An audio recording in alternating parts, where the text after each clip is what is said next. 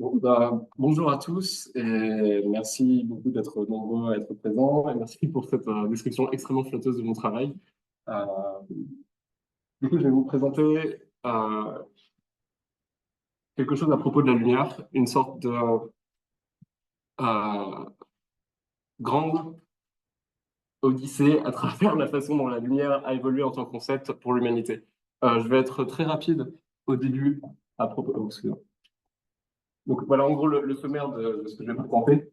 Je vais être extrêmement rapide sur la plupart de ce qui s'est passé dans l'humanité, c'est-à-dire de l'Antiquité grecque jusqu'à la fin du 19e siècle, pour essentiellement focaliser sur la notion d'onde particule en physique quantique et après faire un petit détour vers la relativité, parce que je considère que ce sont deux sujets qui sont extrêmement complexes, mais aussi extrêmement importants à comprendre, et je pense qu'ils sont importants aussi à expliquer correctement, parce que généralement, la vulgarisation qui est présentée à propos de ça est soit un peu fallacieuse, soit assez incompréhensible. Donc, je vais essayer modestement de rendre ça plus accessible. Donc, comme ça a été dit, moi, je suis astrophysicien, donc c'est pas exactement ce sur quoi je travaille, mais c'est encore plus général, c'est-à-dire qu'en gros, tous les résultats sur lesquels je travaille, moi, viennent d'une forme de lumière. Je travaille dessus. Ça, en gros, c'est la base d'absolument tout, c'est-à-dire comment on peut avoir des données, comment on peut avoir des observations astrophysiques, ben, via la lumière d'une façon ou d'une autre. Donc, pour revenir alors, je sais pas si je dire ça à chaque fois, mais pour revenir vraiment à la base de tout, au moins sur la science occidentale, l'Antiquité grecque a été très riche en de nombreux scientifiques et philosophes qui ont euh, donné beaucoup d'idées sur à peu près tous les sujets. Généralement, vous pouvez trouver tout et n'importe quoi. Il y a des choses absolument brillantes, il y a des choses étonnantes. Mais pour l'époque, c'est sûr que c'était extrêmement impressionnant de voir l'émulsion intellectuelle qu'il y avait et le nombre de concepts qui sont nés à cette époque-là. À propos de la lumière, il y a énormément de notions qui existaient. Certaines qui sont assez intéressantes à présenter, je dirais que celle de penser à l'époque que c'était en fait une forme de feu particulier et continu. C'était une certaine vision pour expliquer les phénomènes lumineux, etc., ce qu'on voyait. L'idée de minuscules particules qui se déplacent à grande vitesse. Donc ça, c'est assez impressionnant de se dire que finalement, c'est la vision qu'on a encore aujourd'hui. Donc déjà, à l'époque, ils avaient compris ça. Et enfin, la théorie de l'émission, qui est une théorie qui est complètement fausse, mais qui a eu énormément de succès à l'époque et qui a eu énormément de succès pendant plusieurs siècles et qui a en fait été la théorie principale de la lumière pendant tout le Moyen Âge. Donc je parle. Je sais. Voilà. Ok, du coup, la théorie de l'émission, donc je la présente rapidement juste pour donner une idée, mais en fait, pendant des siècles, on a pensé, et notamment Euclide ou Aristote de façon différente ont défendu cette hypothèse, que en fait, la lumière était émise par les yeux et arrivait sur l'objet et permettait de les voir. Donc en fait, pour cette théorie, la lumière en fait une propriété intrinsèque de la vision.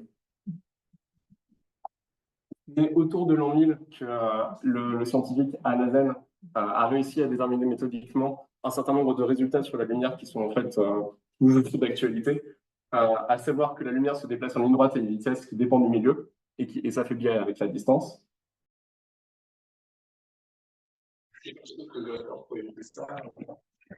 C'est un spot, c'est qu'il y a des personnes.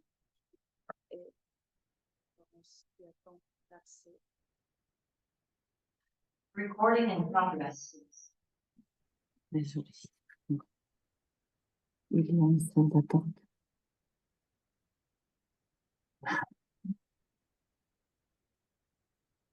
Ça n'avait pas commencé du coup Pas pour, pas pour ça. Pas pour certains qui attendent dans la salle d'attente. D'accord. Et on ne s'est pas rendu compte. Voilà. Bon, du coup, on revient sur Alhazen. Il a, il y a un... Voilà, ça y est, c'est parce que j'avais ouvert aussi la séance. Ok, il n'y a plus de feedback. Bon, Alhazen a évoqué un certain nombre de choses qui sont vraies, en fait, à savoir que la lumière se déplace en ligne droite à une vitesse dépendante du milieu et qui s'affaiblit avec la distance, que la lumière, du coup, ne vient pas des yeux, mais en fait, est reflétée par les objets et que leur couleur la couleur des objets est une propriété interne à l'objet et pas interne à la lumière. Donc ça, bon, c'est un résultat qui n'était pas exactement compris de la façon dont on comprend maintenant, mais disons que c'était en tout cas une très très bonne intuition. Et le fait que les yeux interceptent la lumière dans l'interprétation est cérébrale, ce qui est aussi quelque chose d'assez fou pour l'époque d'avoir compris quelque chose pareil. Et Alhazen est particulièrement impressionnant parce que ces résultats viennent d'une forme d'embryon de méthode scientifique, c'est-à-dire qu'il avait des hypothèses, il faisait des expériences pour les vérifier. Donc ça ne suit pas exactement la méthode scientifique qu'on a maintenant, qui a été théorisée au 19e siècle, etc. Mais pour l'an 1000, c'était absolument renversant. C'était quelque chose de fondamentalement nouveau et excessivement bien fait. Donc, pour présenter ça, c'est la vision classique de comment marche la lumière, pour comprendre les choses. Vous avez une source quelque part, par exemple le soleil ou une lumière, enfin une ampoule, quelque chose comme ça, qui arrive sur un objet, l'objet reflète et vous voyez le reflet, et c'est ça qui fait que vous voyez les choses, et qui ne sont pas des sources émettrices de lumière. C'est-à-dire que si vous regardez le soleil, bien sûr, vous allez le voir, mais même si vous regardez quelque chose qui n'émet pas de lumière à proprement parler, l'objet reflète la lumière de quelque chose d'autre. Un bon exemple pour comprendre ce qui se passe quand il n'y a pas de reflet, c'est le Vantablack, qui est une sorte de pseudo-peinture qui, en gros, absorbe 99,99% des rayons lumineux ou quelque chose comme ça, ce qui fait qu'en fait, il n'y a pas de reflet. Donc, vous pouvez mettre un projecteur juste en face de ça et vous ne voyez rien. Ça donne l'impression que vous êtes face à un trou noir avec un trou dans votre œil ou quelque chose comme ça. En fait, c'est juste que la surface ne reflète absolument rien. Alors que c'est exactement le même buste recouvert d'une peinture absorbante. Pour continuer dans les débuts de l'optique et comment on comprend les choses, etc., il y a certaines expériences qui ont permis de comprendre le fonctionnement de la réflexion et de la réfraction. Donc ça, j'imagine qu'au lycée, vous avez dû voir ce genre de choses avec la formule qui va avec. Généralement, on l'appelle la formule de Snell-Descartes, mais en vérité, elle a été attribuée à Ibn Sal, qui était en fait le maître d'Al-Hazen. Ils étaient très forts à l'époque. Et le principe, globalement, c'est juste que si vous avez un rayon lumineux qui est reflété sur une surface, par exemple du verre, un miroir, enfin, de l'eau, la partie reflétée va repartir avec le même angle que la partie qui arrive. Par contre, vous avez une partie réfractée, c'est-à-dire celle qui s'introduit dans le milieu. Et là, par contre, l'angle va dépendre de l'indice du milieu. Donc, je ne vais pas rentrer dans les détails, mais si vous avez de ce côté de l'air et ici de l'eau ou du verre, l'indice ne va pas être exactement le même, ce qui veut dire que l'angle par lequel ça va partir ne va pas être exactement le même. Si vous avez de l'air des deux côtés, par contre, il n'y a pas d'entre de réfraction, c'est juste, ça continue son droit chemin.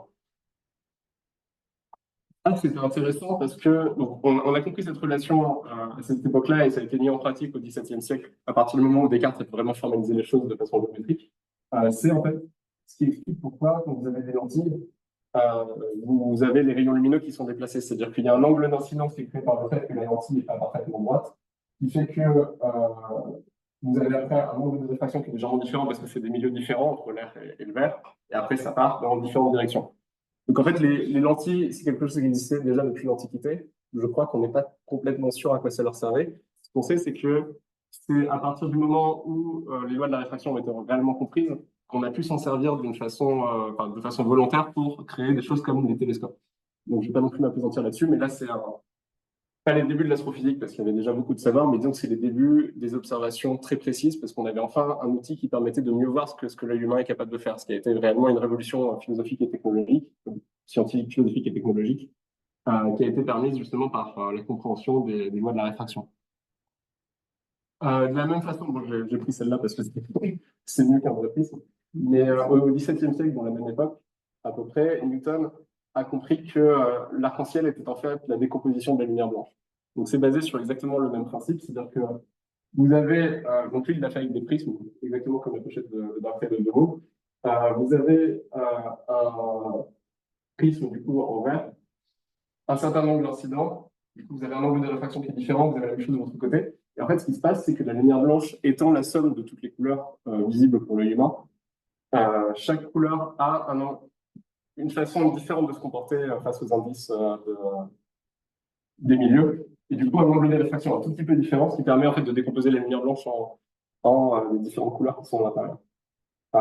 Donc, c'est intéressant aussi parce que c'est pour le même phénomène de réfraction qui a permis de comprendre que en fait, la lumière blanche, c'était pas, je dirais, quelque chose de primaire, c'était une somme de différentes couleurs. Et du coup, de comprendre le concept d'arc-en-ciel et tout ça. Bon, ça, c'était la façon rapide de présenter l'évolution de la compréhension de l'optique et tout ça. Et toutes ces lois, globalement, restent vraies. Juste, elles ont été un petit peu affinées, mais tout ça, ça reste vrai. Par contre, la question des mécanismes étant résolue, il reste quand même la question de qu'est-ce que c'est. Donc, il y avait les Grecs qui disaient c'est un feu continu ou c'est des petits tétraèdres qui se promènent à travers l'espace. Mais fondamentalement, à l'époque, on ne savait toujours pas en fait réellement ce que c'était. Et c'est à partir de ce moment-là que il va y avoir un gros décalage entre ceux qui défendent la notion d'onde et ceux qui défendent la notion de particule. Donc, je vais passer pas mal de temps là-dessus pour que ce soit le plus clair possible. Il y aura des questions à la fin possible, mais si vous avez des questions pendant la présentation, n'hésitez pas parce que je sais que c'est un peu technique par moment. Je vais commencer par définir les termes parce que même si on les connaît vaguement, c'est quand même assez intéressant d'être sûr de savoir à peu près de quoi ça parle. Le premier, ça va être qu'est-ce qu'une onde? Donc voilà, plus ou moins la définition du dictionnaire. Vous pouvez la lire si vous voulez, mais en fait, c'est plus facile de le comprendre par un exemple, à savoir des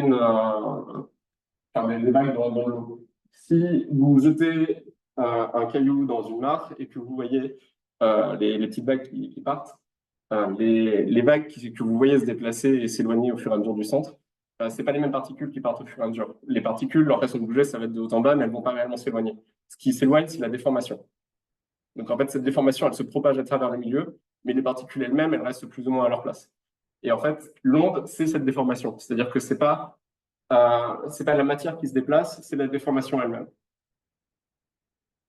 Donc il y a plusieurs types d'ondes. Il y a les ondes mécaniques, donc c'est ce que je viens de présenter, par exemple des vagues. Le son aussi, si on est capable de s'entendre, c'est parce que quand je parle ou quand il y avait de la musique, etc., il y a de l'air qui se déforme et les ondes acoustiques viennent vers vous et ça fait à son tour bouger quelque chose, genre le tympan, quelque chose comme ça. Je suis très mauvais en biologie, donc c'est pas trop. Mais en tout cas, ça fait bouger quelque chose en vous qui répond aux ondes sonores. Donc, c'est pour ça que vous avez sans doute déjà entendu qu'il ne peut pas y avoir de son dans l'espace.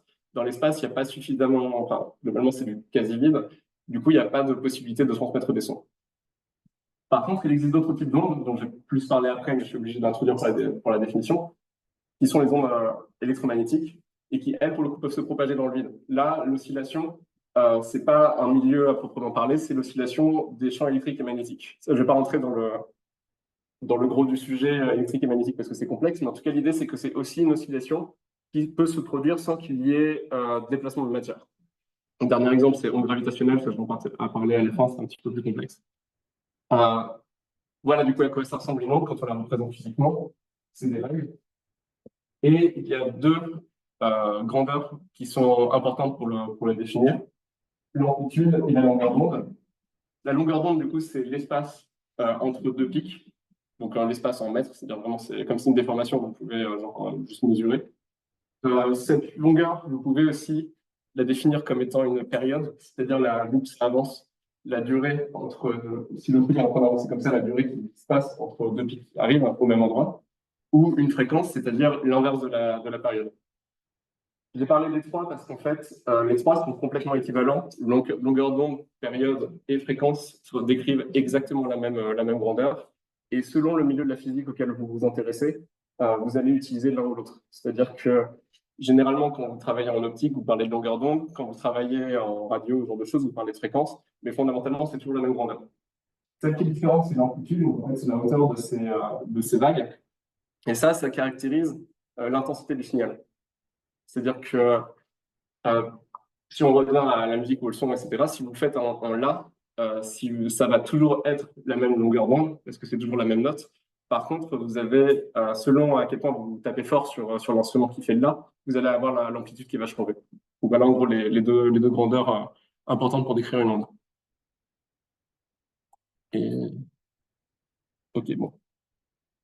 Donc maintenant, particule, donc qu'est-ce qu'une particule? Et en fait, étonnamment, c'est beaucoup moins facile à définir. Le truc de base auquel on peut penser, c'est un petit grain de matière, et c'est plus ou moins comme ça que ça a été pensé par les anciens Grecs qui ont pensé à la notion d'atome, c'est-à-dire la plus petite partie constituante de la matière. Donc, on parle particulièrement de particules élémentaires, c'est-à-dire l'idée d'une particule qu'on ne peut pas diviser en plus petites particules. Donc ça, c'est le concept d'atome. En réalité, on s'est rendu compte depuis les Grecs et depuis pas mal de choses que à l'intérieur de l'atome, il y avait d'autres structures, mais en fait, vous pouvez toujours descendre un petit peu. Au bout d'un moment, il y aura quand même une sorte de particule élémentaire que vous ne pouvez pas découper plus que ça. Donc, par exemple, les électrons en font partie. Par exemple, les ferments, enfin des choses un peu plus exotiques, mais l'idée de la particule élémentaire, c'est que vous êtes sur une sorte de grain de matière qui a une certaine, dans un sens classique, qui a une certaine position, qui a certaines propriétés, et c'est une façon en fait, de quantifier votre petite particule de matière. Donc, en gros, c'est quelque chose que vous ne pouvez pas découper plus que ça. vous êtes avec votre petit truc élémentaire qui permet après de fabriquer de la matière ou autre chose. Quelque chose d'important à savoir, certaines particules n'ont pas de masse, ça va être par la suite, on va en parler. Donc, pour revenir à les définitions sont posées, au XVIIe siècle, Huygens propose propose la théorie qui dit que la lumière est une onde. Donc, pas des petites particules qui se déplacent à travers l'espace, mais une onde comme ça qui se déplace et qui transmet une information sans qu'il y ait déplacement de matière. Au même moment, Newton, lui, dit que c'est des particules, donc théorie corpusculaire, c'est des petits grains de matière qui viennent vers vous, et c'est ça qui permet de voir. Donc comme Newton à l'époque jouit d'un prestige immense, on le croit, et on ne remet pas vraiment en question sa théorie. Sauf que au tout début du 19e siècle, Thomas Young et Augustin Fresnel mettent au point une expérience qui permet de prouver qu'en fait la matière est une onde. Donc je ne sais pas si vous avez déjà entendu parler de celle-là, je vous la décris rapidement. L'expérience des formes Young.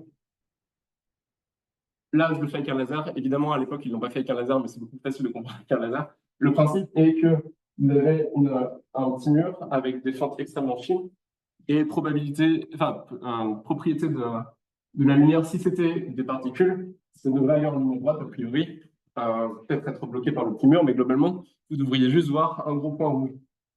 En réalité, on voit ça. Donc en fait, ces petites taches qu'on appelle des figures d'interférence, c'est quelque chose qui n'est pas compréhensible si on considère que la lumière est faite de petites particules. Ce qui passe en réalité, c'est que comme c'est des ondes, ça se comporte un petit peu comme des vagues. Si vous jetez deux cailloux à deux endroits différents dans une mare, vous allez voir deux motifs de cercles concentriques qui vont arriver. Et là où ils vont se croiser, il y a des endroits où ça va être plus haut et des endroits où ça va être plus bas, parce que vous avez un phénomène d'interférence entre les deux vagues. Et donc en fait, ces endroits où ça se croise, c'est ce qui explique pourquoi il y a des maxima, donc des endroits où c'est brillant et des endroits où c'est assez sombre. Donc ça, en gros, c'était une preuve tangible et convaincante du fait que la lumière se comportait comme une onde. Donc après, seconde moitié du 19e siècle, ce résultat est accepté. James Maxwell a théorisé la notion d'onde électromagnétique.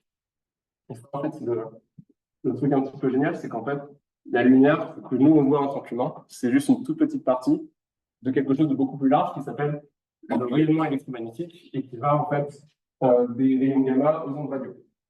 Donc nous, on voit cette petite partie qui là est grossie.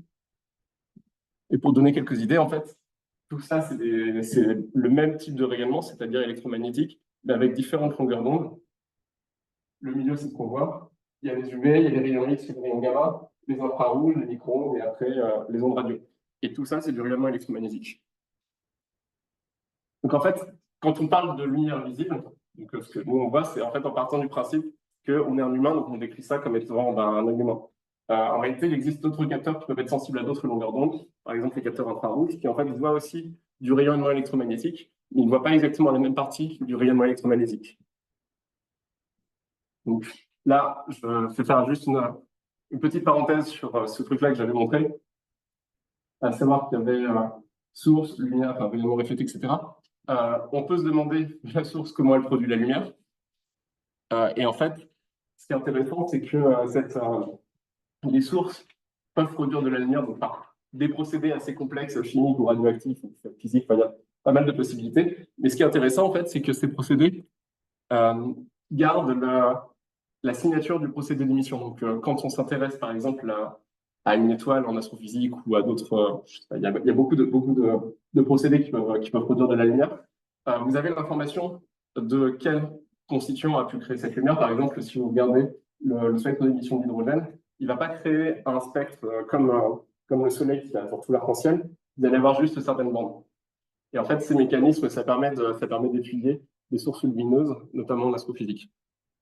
Donc voilà, là, c'est un exemple. Ça, c'est notre galaxie vue en optique. C'est-à-dire qu'en fait, en astrophysique, on a différents instruments qui permettent de voir différentes longueurs d'onde. Donc, ça, c'est Gaïa qui permet de voir en optique. Ça, c'est notre galaxie. La même galaxie, du coup, mais vue en infrarouge, ressemble à ça. En onde radio, ça ressemble à ça. En ultraviolet, alors, en ultraviolet, c'est un peu moche parce que l'instrument n'est pas génial, mais bon, c'est ce qu'on a. En rayon X, c'est ce sur quoi je travaille le plus, mais pas sur ces données en particulier, mais bon, ça ressemble à ça. Et en rayon gamma. Donc en fait, là, petite composite avec tout. Tout ça, c'est la même galaxie, mais on voit des choses extrêmement différentes parce qu'en fait, ce qui a émis la lumière dans ces différentes longueurs d'onde, c'est potentiellement des mécanismes différents. Donc, par exemple, le Soleil n'émet pas que dans le visible, il émet aussi dans les ultraviolets, dans d'autres longueurs d'onde, mais il y a certains mécanismes qui émettent que d'une certaine façon. Et du coup, si vous voulez vous intéresser à certains phénomènes, vous êtes obligé de regarder les rayons X. Si vous voulez vous intéresser à d'autres, vous êtes obligé de regarder les ondes radio. Enfin, il y a certaines choses comme ça en fait qui montrent que chaque type de longueur d'onde est porteuse d'un certain type d'information et vous devez vous focaliser sur cette longueur d'onde si vous voulez vous intéresser à ce phénomène. C'est quelque chose de très riche, il y a beaucoup de possibilités. Voilà, donc, on était sur la théorie ondulatoire, ça marche très bien, c'est parfait, sauf qu'il y a eu un souci, l'effet photoélectrique. Donc là aussi, c'est un petit peu technique, mais je vais essayer de vous expliquer le mieux possible. Vous avez un certain matériau, quand une onde électromagnétique arrive dessus, ça injecte de l'énergie, ça relâche des électrons. Ça, c'est un phénomène qu'on savait. Le problème, en fait, que les électrons, ils sont émis que à partir d'une certaine fréquence de l'onde incidente. Donc, ça paraît pas forcément extrêmement fou, mais en fait, le souci, c'est que c'est une onde, l'énergie que vous transmettez au matériau, il faudrait juste attendre un petit peu plus, et l'énergie seuil, on va dire, serait atteinte, il devrait y avoir un électron qui part, même avec une fréquence plus faible. Sauf qu'en fait, il y a nécessairement besoin de dépasser cette fréquence, quel que soit le temps que vous restez, quelle que soit l'amplitude du truc, ce qui montre en fait que c'est pas réellement le comportement d'onde. Donc ça a été un gros problème et en fait, ça a été plus ou moins expliqué par Einstein, qui a du coup proposé de rétablir l'idée de particules, donc de dire qu'en fait, l'énergie qui est distribuée par le rayonnement électromagnétique sur le matériau est quantifiée par les petites particules qui tombent dessus. Et la plus petite énergie possible, du coup, pour ces particules, on appelle ça un quantum, et c'est ça qui a donné le terme physique quantique après. Et du coup, ces petites particules, qui sont des particules de lumière, on les appelle les photons. C'est à la fois la naissance de la physique quantique et le retour de l'idée que la lumière, c'est des petites particules. Le problème, en fait, c'est que on a démontré que la lumière était faite de petites particules, mais on avait déjà démontré que c'était que c'était d'une onde. Et le fait d'avoir démontré ça via l'effet photoélectrique ne montre pas que les expériences précédentes étaient fausses. Elles sont toujours vraies. Donc là, gros problème. Et Louis de Broglie arrive, et dans sa thèse, qui était quand même du coup, un petit peu newtonienne, il arrive à dire que les ondes électromagnétiques se comportent à la fois comme des ondes et comme des particules. Donc, une analogie pour essayer de comprendre ça. Si on vous dit qu'il y a un objet qui, d'un certain côté, émet une ombre qui a un rond, et d'un autre côté, émet une ombre qui a un carré, a priori, c'est pas évident de comprendre ce que c'est. Si vous regardez ça, en fait, c'est juste un cylindre. L'idée d'analogie, c'est que un objet complexe dont vous n'avez pas idée, si vous le regardez seulement d'un côté, vous pouvez avoir quelque chose qui est complètement contradictoire à ce que vous regardez de l'autre côté. Donc nous, on est en 3D, donc un cylindre, on peut le théoriser assez facilement. Imaginez maintenant que l'objet est en 4 dimensions et que dans une certaine direction, vous avez quelque chose, dans une autre, vous avez quelque chose d'autre. C'est juste que l'objet est trop complexe pour votre entendement, mais globalement, l'objet peut quand même exister, il est juste trop complexe pour nous. Donc c'est un peu l'idée de la dualité onde-corpuscule, c'est de dire qu'en fait, si vous regardez dans une certaine direction, ça se passe comme une onde, si vous regardez dans une autre direction, ça se passe comme une particule. Donc Louis de Broglie, qui était quand même très très fort, il a autre chose à dire, et il a dit que en fait, c'est pas seulement la lumière, c'est toute la matière qui se comporte à la fois comme une onde et une particule. Donc on revient à cette expérience. En gros, au lieu de refaire ça avec un laser ou avec de la lumière, les scientifiques ont décidé de le faire avec un faisceau d'électrons, c'est-à-dire essayer ce qu'a dit Louis de Broglie et tester la nature de la matière avec d'autres particules. Donc on l'a fait avec des électrons, on l'a fait avec des protons aussi, on l'a fait avec plusieurs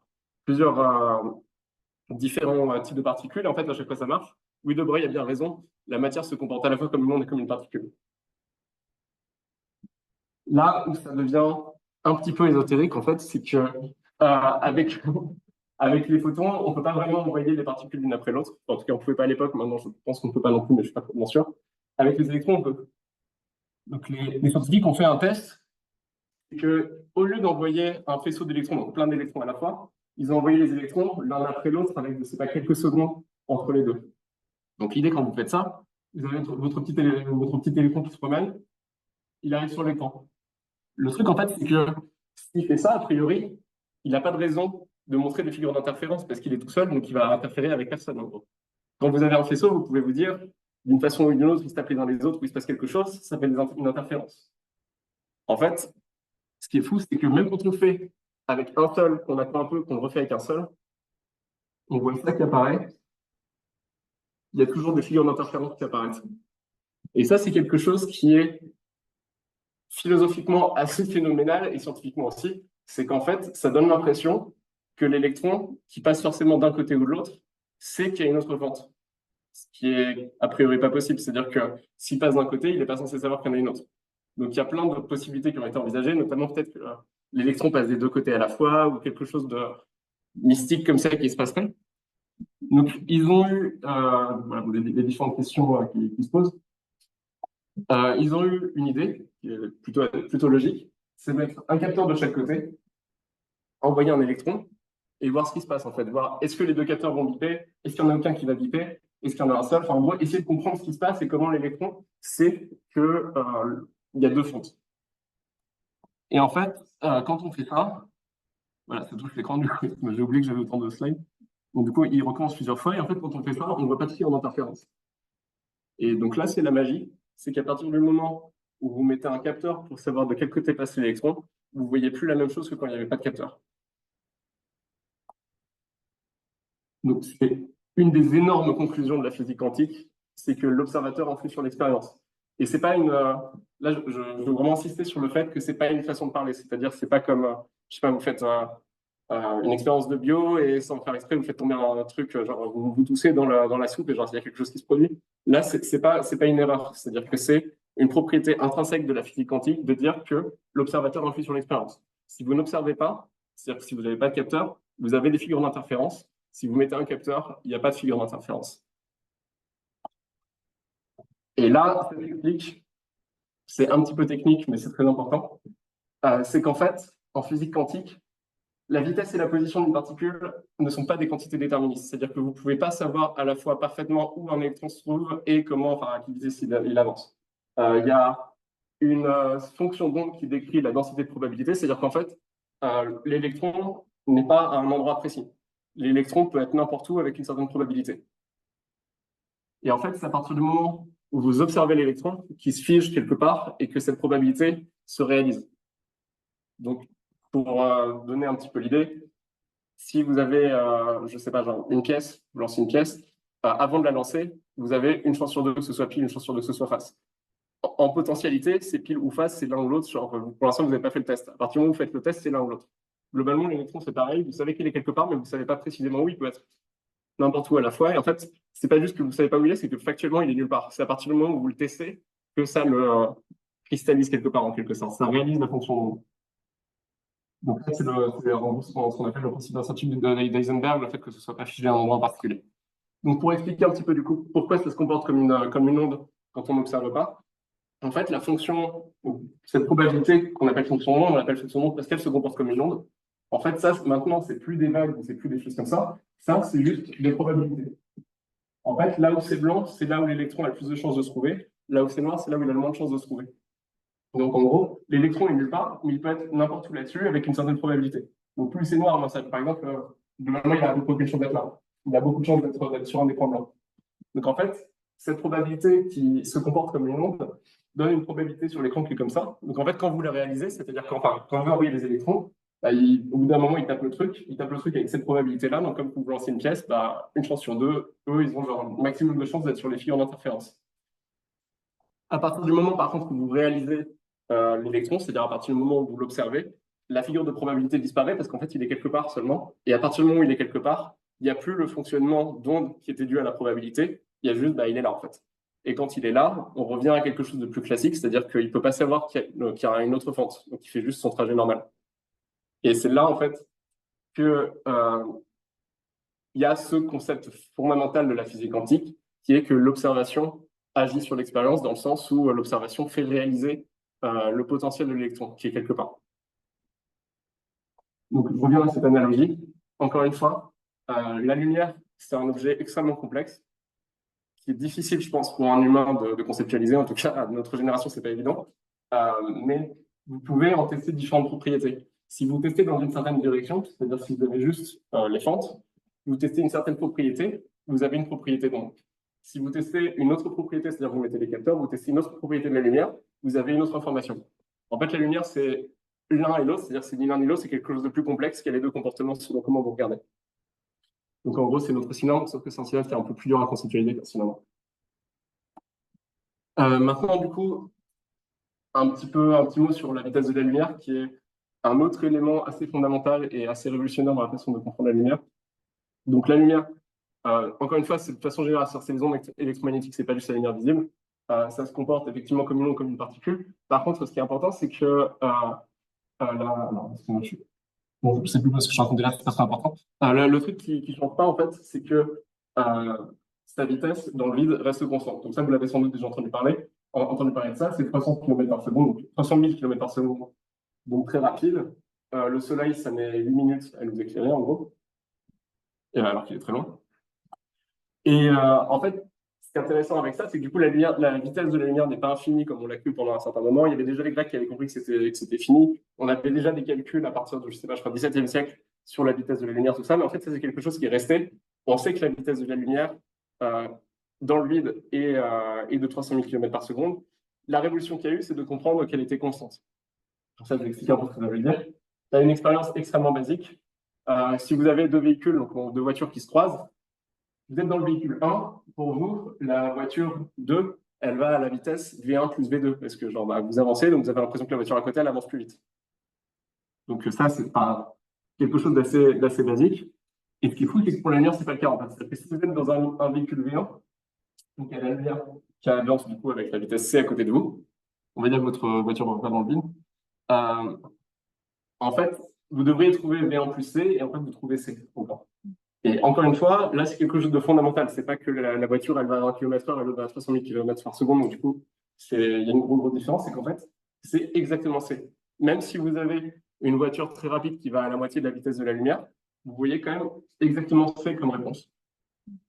Et ça, en fait, c'est le concept fondamental de la relativité restreinte.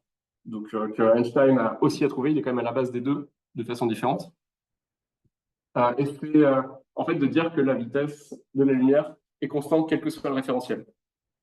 Maintenant, un petit mot sur la relativité générale qui est encore un peu plus complexe que la relativité restreinte, mais je pense que c'est possible quand même d'expliquer au moins à la base.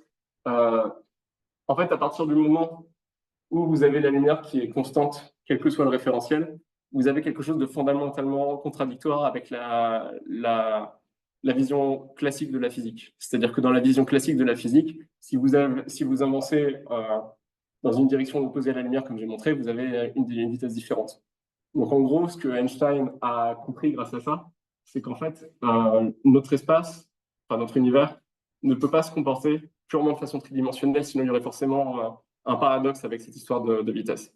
Donc en fait, pour expliquer ça, il a considéré que notre univers était en fait quadridimensionnel, donc 4 dimensions, qui sont les 3 dimensions habituelles d'espace, plus le temps. Et en fait, ça, important, c'est qu'en gros, selon cette vision de l'univers, en fait, explique le phénomène de gravitation comme étant une déformation de l'espace-temps, c'est-à-dire ce truc en 4 dimensions.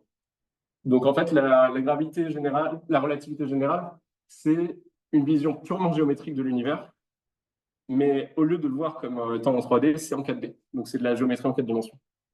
Donc, encore une analogie un peu plus simple pour comprendre le truc. Si vous avez une nappe et que vous mettez un kilo dessus, vous allez avoir une petite déformation.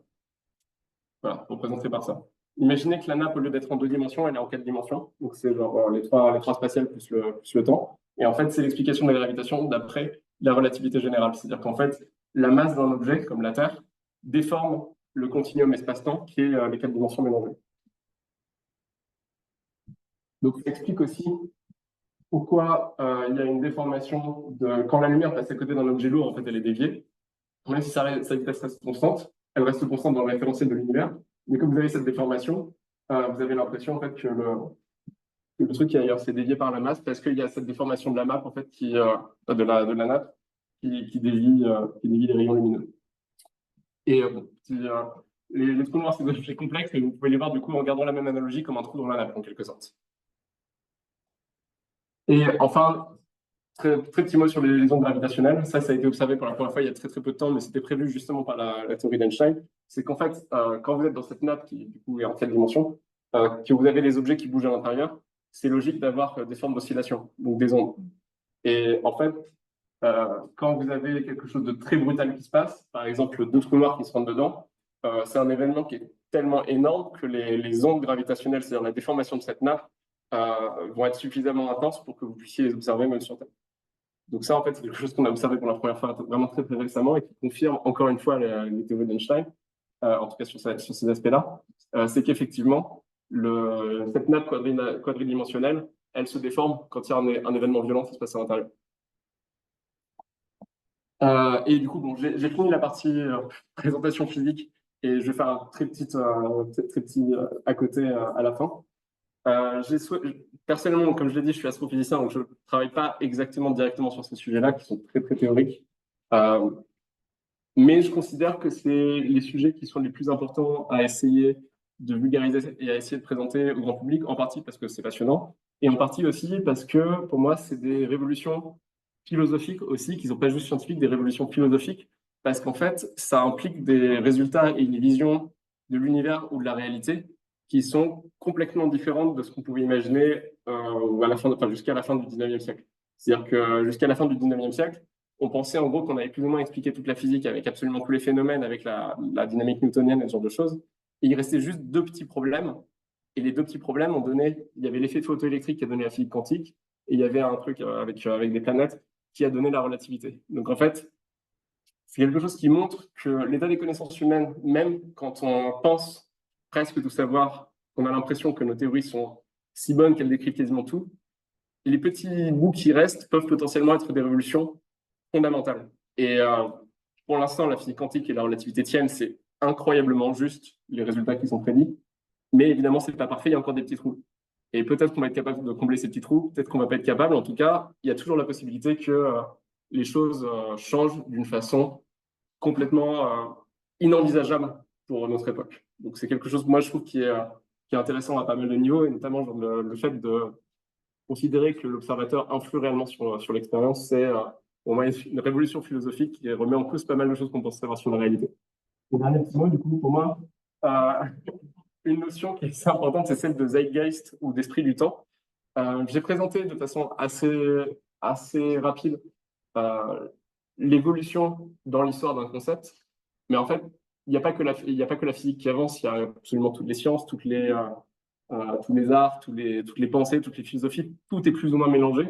Et en fait, je trouve que c'est très intéressant, mais c'est pas exactement mon travail, mais je trouve que c'est assez intéressant de se demander euh, quelle est l'influence de l'esprit du temps sur les découvertes et réciproquement. C'est-à-dire qu'il y a certaines choses qui ont été trouvées à certaines époques. C'est pas juste quelqu'un de génial qui est arrivé et qui a eu cette idée. C'est-à-dire qu'il répond dans une certaine mesure à une certaine évolution de la pensée globale peut se voir dans l'art, qui peut se voir dans les sciences, qui peut se voir dans plein de choses. Euh, et il y a quelque chose de fascinant, en fait, de se dire que certaines découvertes n'auraient pas pu être possibles à une autre époque, parce qu'en fait, il y a besoin que l'humanité, ou en tout cas cette partie de l'humanité qui réfléchit, ait changé ses idées pour pouvoir accepter de nouvelles choses. Et notamment, il y a plein de découvertes qui ont été faites en parallèle par plusieurs personnes. Là, j'ai parlé essentiellement d'Einstein, mais il y a des personnes qui étaient proches de ce résultat en même temps. Newton, pareil, il a fait des travaux en même temps que d'autres personnes. Il y a beaucoup de choses qui sont assez représentatives d'une époque. Le XVIIe siècle, par exemple, donc l'époque de Descartes, Newton, Kepler, c'est le moment où on a une telle foi en la physique, en la science, etc., qu'on pense que tout va être possible à expliquer d'une façon purement déterministe. Et en fait, même les religieux de l'époque voient plus ou moins Dieu comme une sorte d'horloger qui règle tout comme une boîte à musique. Et cette idée que tout est absolument parfait. Quand on veut dans cette siècle, par contre, ce qui est intéressant, c'est qu'on a plus ou moins tué Dieu, on a plus ou moins tué tous les académismes, et on peut voir en peinture, en littérature, dans plein de domaines, qu'en fait, on arrête de se fier à une forme d'objectivité ou de quelque chose de plus grand, etc. On se fie à l'expérience subjective. Donc, ça a été le cas pour des expressionnistes, des impressionnistes, de Proust, de tout ça. Euh, c'est une époque où, en quelque sorte, on casse absolument tous les acquis et on s'intéresse à l'expérience individuelle en particulier. Et moi, je pense que c'est en partie, enfin, c'est difficile de savoir qui a commencé quoi, mais les artistes s'intéressaient à la physique, les physiciens s'intéressaient à l'art généralement, tout est plus ou moins mélangé. Et en fait, c'est une époque qui a permis de vraiment remettre en cause absolument tous les fondamentaux et de remettre l'expérience subjective au centre, même dans des domaines comme la science. Donc voilà, je voulais finir sur ça. Et c'est intéressant de demander quel est l'esprit de notre temps. Et c'est pas facile, je pense, quand on n'a pas de recul. Mais je pense que c'est une question qui peut être assez pertinente, savoir dans quelle direction on va. Et voilà. Et merci de m'avoir écouté.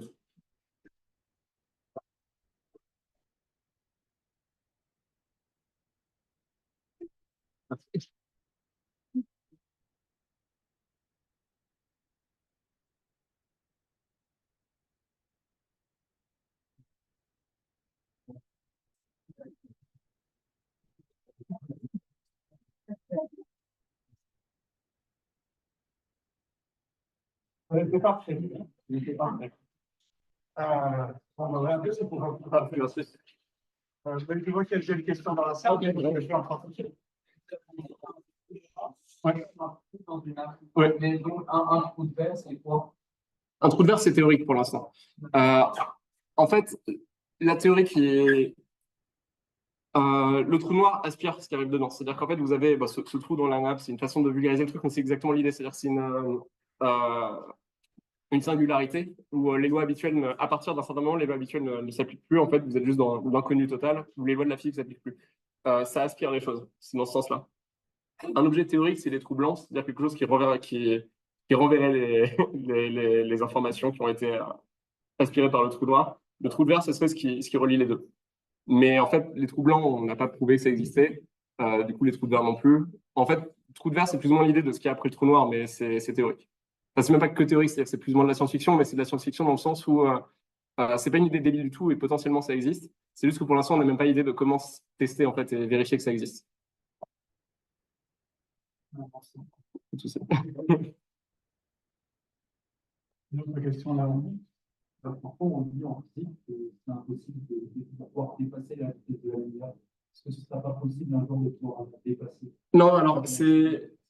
Encore une fois, j'ai quand même expliqué que tout ça, pour l'instant, c'est la vérité scientifique, c'est que Einstein a raison. Donc, peut-être qu'un jour, on va apprendre que la relativité, en fait, on peut trouver plus complexe, etc. Mais en tout cas, dans le cadre de la relativité, qui est le cadre actuel, qui fonctionne parfaitement bien, en tout cas sur ce qu'on peut tester, c'est une limite physique de ne pas pouvoir atteindre la vitesse de la lumière.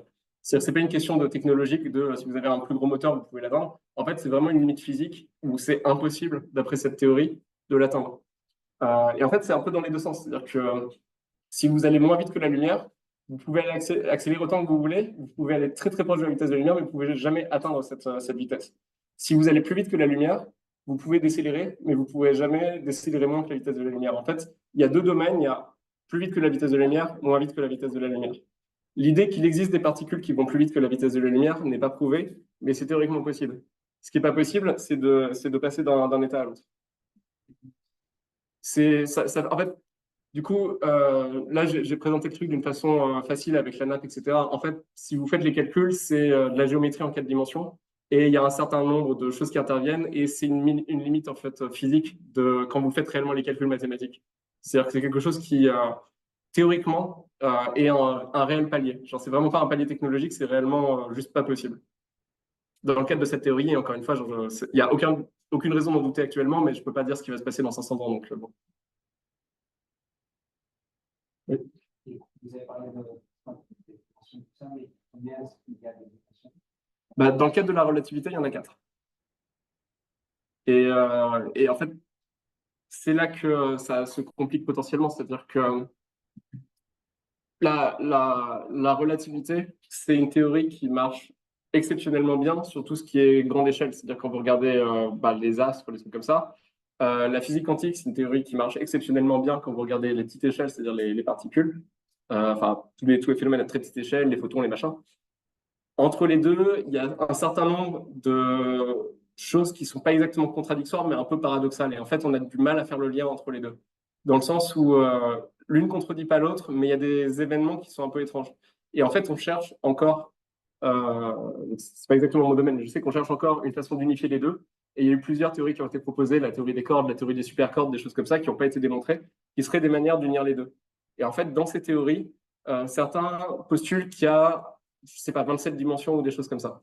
Mais c'est des dimensions de nature différente, et pour l'instant, c'est pas démontré, c'est juste qu'en fait, c'est des théories dont on aurait besoin pour rassembler les deux, mais pour l'instant, c'est pas démontré. Mais du coup, c'est une très bonne question. C'est-à-dire que dans le cadre de la relativité, c'est 4. Dans un autre cadre, bah, on va voir.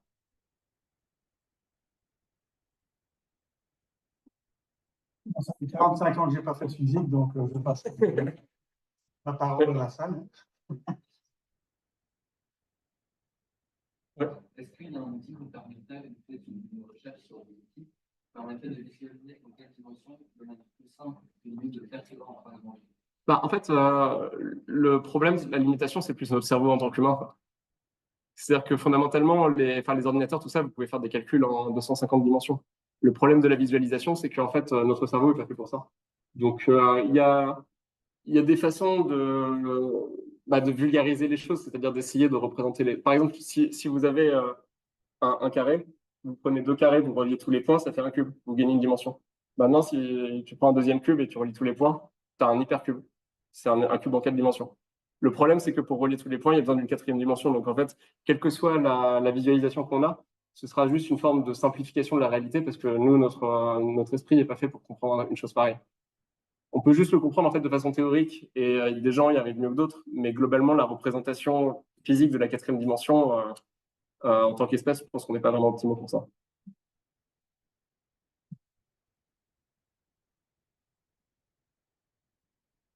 Les professeurs ont des questions à poser. Question-là.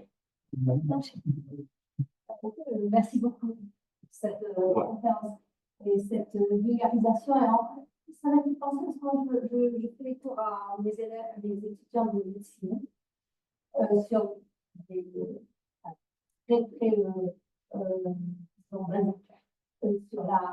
sur la matière pour leur expliquer l'antimatière. Oui. Puisqu'on va expliquer la tomographie des émissions de positifs. Ouais. Alors, moi, je trouve que. Alors, vraiment, c'est des cours de vulgarisation. Oui. J'adore le film. Mais je trouve qu'une difficulté, c'est de penser à la particule. Parce qu'on pense à une particule comme vraiment un objet. Et c'est pour ça que je dis que c'est pas si facile à définir en fait. Alors, ça, c'est très difficile d'expliquer. Et même, moi, parce que j'ai dû expliquer, j'ai dû penser à des représentations dans mon cerveau, disons, différentes. Et là, j'étais très, enfin, je pense que c'est très attrayant ce que vous dites à la fin. C'est que là, parfois, peut aider même les scientifiques à penser autrement. Parce qu'on est limité un peu par ce qu'on voit, ce qu'on peut s'imaginer. Et là, parfois, on ouvre des portes. Tout à fait. Hein, en fait, moi. Et même des trucs comme le cinéma, je sais pas. Moi, des deux côtés, en fait. Il y a les résultats de physique ont eu une grosse influence sur les artistes aussi. C'est-à-dire que les premiers abstraits, dont l'affiche que j'ai choisie pour la conférence, c'est František Kupka. Il était très, très intéressé par la physique. Et particulièrement, du coup, à l'époque, c'était relativité, physique quantique. C'est des choses qui ont eu une influence énorme.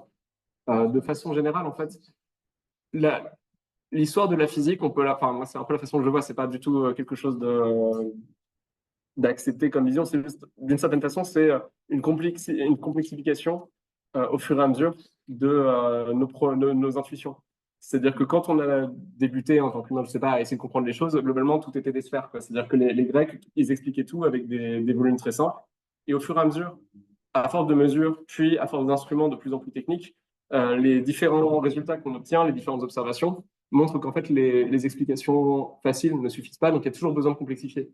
Et on est arrivé à un moment où maintenant on a besoin de 4 dimensions, on a potentiellement besoin de 27 dimensions. En fait, on est plus la réalité se complexifie, plus on est obligé d'ouvrir notre imagination et d'essayer de comprendre les choses différemment. Parce que si on reste juste à nos capacités en tant qu'humain d'observation, etc., on est assez limité. C'est-à-dire qu'on a une vision tridimensionnelle, on voit que certaines longueurs d'onde. Enfin, et en fait, c'est grâce à tous les instruments qu'on a maintenant et grâce aux façons dont on voit les choses différemment qu'on a une avancée. Et il y a aussi pas spécialement. Là, c'est aussi une question de croyance, mais en quelque sorte, on n'a pas forcément de raison de penser que l'humain pourra un jour tout comprendre. C'est-à-dire qu'on est très optimiste et on a de très très bons résultats qui sont extrêmement impressionnants et tout. Mais il n'y a pas spécialement de raison de penser que notre espèce soit capable de rendre intelligible absolument tout. On est dans une voie qui est intéressante, mais peut-être pas de fin. Et qu'est-ce que vous pensez dans votre temps, quelles est, disons, les données qui font dans ce siècle Vous voulez dire l'esprit du temps de maintenant? Ma vision à moi, c'est qu'on est dans une période qui est particulièrement rongée par à la fois l'individualisme et le refus d'affronter la réalité, parce qu'elle est juste trop horrible et de plus en plus absurde. Et du coup, il y a de plus en plus de se renfermer sur soi ou imaginer des futurs différents, enfin, des possibilités différentes. Donc, dans l'art, il y a plein de trucs sur les multivers, sur le coma, sur les expériences de conscience. Il y a plein de choses comme ça qui sont de plus en plus en train de remettre en cause la question même de réalité. En science, du coup, c'est pas exactement de la physique, mais j'ai l'impression qu'on se pose de plus en plus de questions sur la nature de la conscience. Il y a de plus en plus de choses qui essayent en fait de rendre objectif, ou en tout cas scientifique, des expériences qui étaient purement subjectives. C'est-à-dire que les expériences chamaniques, le rapport aux drogues, etc., maintenant on essaie plus ou moins de le comprendre d'une façon plus objective. Et je pense que c'est une sorte de fuite en avant, de pas affronter la réalité directement, mais essayer de se dire peut-être qu'en fait, c'est pas tout à fait ça. Et par exemple, je déteste fondamentalement la théorie de la simulation, que je trouve une absurdité totale, mais je pense que c'est très représentatif de la théorie de la simulation, disant qu'on vit dans une simulation. Donc moi, c'est complètement stupide, mais, enfin, c'est mon avis, hein, mais pour moi, c'est très représentatif de ça, en fait. C'est-à-dire, c'est essayer de se dire, ce truc horrible dans lequel on vit, en fait, c'est pas réel. Voilà, bon, c'est mon avis, hein, je sais pas si... Une dernière question? Est-ce que tu pourrais parler un petit peu de tes recherches que tu fais actuellement de manière simple? Oui, j'ai préparé des slides au cas où. Ouais, alors j'ai juste présenté un petit peu les techniques de Supernova pour donner une idée. J'ai très peu de slides, c'est juste parce que c'est très joli, donc je vous montre.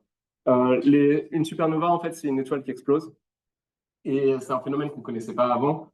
Ce qui est intéressant, c'est qu'en fait, enfin, avant, c'est-à-dire qu'il y a un petit moment, la première dans le monde occidental qui a été observée, c'était en 1573 par Tycho Brahe. Il y en a potentiellement une mention dans Shakespeare. Ce qui est intéressant, en fait, c'est qu'à l'époque, on pensait que tout était figé. Le fait de voir une étoile apparaître, c'était un petit peu une révolution philosophique. En fait, c'était pas une étoile qui apparaissait, c'était une étoile qui explosait.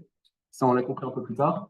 Bon, je ne vais pas rentrer dans le détail, il y a plusieurs modes d'explosion. Ce qui est intéressant, c'est qu'en fait, l'explosion elle-même dure assez peu de temps, mais après ça, l'étoile, enfin, le reste de l'explosion continue à se propager pendant des siècles, voire des millénaires. Et en fait, ça, on peut encore le voir après des siècles ou des millénaires. Et en fait, ça ressemble à ça. Et moi, c'est ce sur quoi je travaille. C'est-à-dire que ça, c'est ce qui a eu lieu il y a 500 ans à peu près. Ça a été observé en 1573. Ça a été observé en 1604. Sauf qu'à l'époque, c'était la taille d'une étoile qui explosait. Ils ont pu voir à l'œil nu parce que c'était suffisamment proche, donc ça produisait plein de lumière. Là, ça fait du coup à peu près 500 ans. Ça a considérablement grandi parce qu'à la base, le choc, il va à peu près à 10 000 km par seconde, donc au bout de 500 ans, globalement, le truc, il fait 2-3 années-lumière. Donc c'est énorme. On a des images magnifiques. Donc tout ça, c'est en rayon X. Sauf celui-là où il y a un petit peu d'optique, parce que c'est la bizarre. Et du coup, c'est des objets très complexes avec plein de choses à l'intérieur. Et moi, c'est sur ça que je travaille. Et en fait, cette histoire de séparation de sources, c'est qu'en fait, quand vous voyez ces objets-là, il y a plein de choses qui se passent.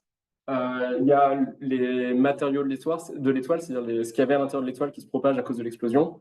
Il y a ce qu'il y avait autour de l'étoile qui, à cause du choc qui est très chaud, chauffe. Du coup, quand ça chauffe, ça produit de la lumière aussi. Et il y a aussi, au niveau du choc, il y a un champ magnétique qui se crée. Et le champ magnétique, en fait, quand il y a une particule qui passe à l'intérieur, ça la déplace, et, enfin, ça la fait se retourner, ça l'emprisonne en quelque sorte. Et quand la particule change de direction, ça produit de la lumière aussi. Donc en fait, on peut voir aussi le champ magnétique. Donc en fait, ces choses-là sont de gros objets avec plein de choses à l'intérieur, plein d'émissions différentes. Et l'idée de ma méthode, qui est pas, en fait, c'est pas moi qui l'ai développée, c'était développé par quelqu'un d'autre pour un autre sujet, mais je l'ai introduite pour les rayons X. J'ai appliqué cette méthode et j'ai adapté pour les rayons X. L'idée, c'est de séparer et au lieu d'avoir cette image où il y a tout qui est mélangé, avoir une image avec que le champ magnétique, une image avec que le fer, une image avec que l'hydrogène, etc. Dans l'épicentre d'une de ces explosions, après 500 ans, on voit quoi? Alors, c'est une très bonne question pour le coup, et en fait, ça dépend du type. Donc, c'est un truc que j'ai pas fait rapidement, mais en gros, il y a deux types différents d'explosions. Une des deux, c'est thermonucléaire. En fait, c'est que des naines blanches qui peuvent exploser de cette façon-là. Et il y a en fait, le principe, c'est que c'est une petite étoile qui accrète de la matière, et au bout d'un moment, elle en a trop, elle est plus cohérente, elle explose. Ce mécanisme d'explosion, il est assez mal compris. La façon dont ça accrète de la matière, c'est soit parce qu'il y a une grosse étoile à côté qui lui en passe par des sortes de vents stellaires, soit c'est deux étoiles qui se tombent dedans, ça explose. À l'intérieur, du coup, de ça, une fois que ça a explosé, il n'y a rien de spécial au milieu. C'est juste, enfin, ça fait ça, c'est juste un truc qui va dans tous les sens, mais il n'y a rien de spécial au milieu. L'autre possibilité, c'est les étoiles à effondrement, c'est les supernovas à effondrement de cœur. Ça, c'est que pour les très grosses étoiles, donc au moins 4 masses solaires. Et l'idée, en fait, c'est que la stabilité d'une étoile, elle est possible parce que la masse va vers le centre. Donc, c'est la gravitation qui pousse vers le centre. Le centre est tellement chaud, en fait, que ça produit, enfin, ça fait de la fusion nucléaire, donc ça produit beaucoup d'énergie qui va vers l'extérieur. Donc, il y a les deux forces qui se compensent, et c'est pour ça que les étoiles restent stables. Sauf qu'en fait, dans les étoiles qui sont très grosses, il y a tellement de matière que le centre, au bout d'un moment, atteint le fer avec la fusion. Et le fer, quand ça fusionne, c'est parce qu'en fait, à chaque fusion d'atomes, ça devient de plus en plus gros. Et quand vous atteignez le fer, en fait, c'est plus efficace, c'est-à-dire que vous produisez plus assez d'énergie pour contrebalancer la gravité. Donc en fait, le centre s'effondre sur lui-même et ça devient soit un trou noir, soit une étoile à neutrons, donc toute petite étoile, mais qui est extrêmement dense. Généralement, c'est plus une étoile à neutrons parce que les trous noirs, c'est juste pour les vraiment gigantesques étoiles. Mais une étoile à neutrons, pour vous donner une idée, c'est l'état le plus dense de la matière avant que ce soit un trou noir. C'est-à-dire que c'est typiquement genre 10 km de diamètre, mais la masse du Soleil, et ça tourne à 10 000 tours par seconde. Donc c'est absurdement énergétique. Et en fait, ces trucs-là, du coup, dans le cas de supernova effondrement de cœur, on peut encore les voir. Si c'est un trou noir, on ne peut pas. Si c'est une étoile à neutrons, on peut le voir. Et c'est généralement pas la seule façon, mais donc voilà, c'est le truc au centre. C'est pas la seule façon, mais c'est une des façons dont on comprend si une supernova a été à effondrement de cœur ou thermonucléaire. Et par exemple, ici, ça s'appelle une spectroscopie, bon, il y a un point blanc ici, c'est l'étoile à neutrons de celle-là, qui est le centre, et en fait, bon là, ça se voit pas très bien, mais en fait, ce point, il est peut-être 10 fois plus brillant que tout le reste. Et généralement, on l'enlève parce que c'est un peu pénible à traiter, mais quand on regarde vraiment les données, quand il y a une étoile à neutrons, c'est tellement puissant qu'en fait, c'est vraiment extrêmement brillant au centre. Donc voilà, je réponds à ta question. Donc, merci, je crois que c'est l'heure. Donc, merci à tous pour votre présence. Vous êtes toujours bienvenue à la WAM. J'espère que cette conférence va donner plein d'idées et à ouvrir en vous plein de réflexions. Donc, merci beaucoup pour C'est un plaisir. conférence et à une prochaine. Merci.